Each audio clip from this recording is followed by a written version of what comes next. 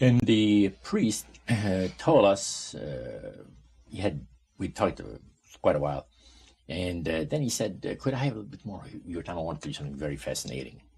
He says, the grand plan, the master's grand plan for harvesting the nations, for harvesting the multitudes of the earth into his cause, just before the close of the great controversy between the forces of good and evil. So we continued, after we expressed ourselves that we're deeply interested to know more about the activities of spirits. And he said, it's going to be done in a unique manner. This grand plan is going to take people are going to eat the stuff. Because he says, demon spirits will declare themselves to be inhabitants of far distant planets in the galaxies that are coming to warn the inhabitants of planet Earth of the impending destruction of the planet, unless something seriously proper is done to avoid it. And he went on saying that they will claim to have out-of-body experiences. Are you familiar with out-of-body experiences? I've read about them. In other words, so there's some persons are supposed to be able to, they believe in their immortal soul. Astral projection.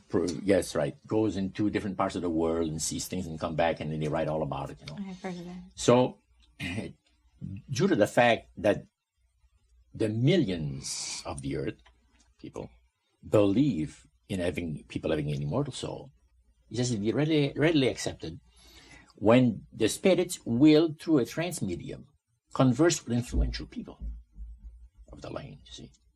Now, what is a trance medium? It's a channeler today. What is known today as a channeler? Channeler, yeah. Okay. Shirley MacLaine's experience of getting involved with spiritism and with the supposed inhabitants of far distant planets in the galaxies, I taped the whole thing. It's 3 hours. And you were hearing the fulfillment of what this high priest had said 45 years ago. Yeah, exactly. So he went on explaining about the fact that the spirits will show themselves willing to give valuable guidance that will not only help people avoid the destruction of the planet, but it would cause it to enter into a higher state of existence.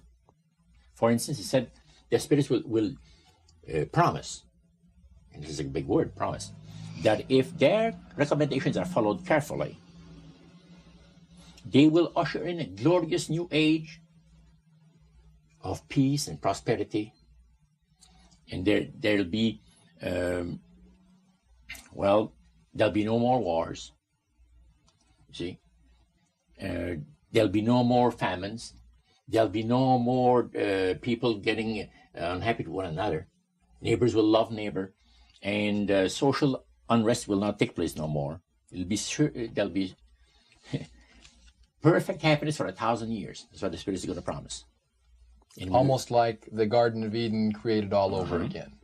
And now we find that a lot of preachers are preaching the great age of glorious new age of victory over wars, victory over social unrest, victory over famines, and victory over all kinds of. And he used the words "new age" to describe what was coming. It would be a glorious new age, yeah. And this is exactly what the movement is all about today.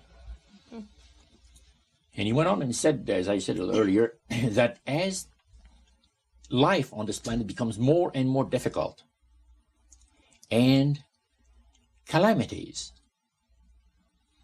will strike the planet more and more frequently, the spirits at that time are going to put all their effort to impress religious leaders, to bring before the masses of the earth the sacredness of Sunday. See? They will teach Sunday sacredness. And with the religious leaders, looking forward to 1,000 years of perfect peace on earth, they will put all their effort into it.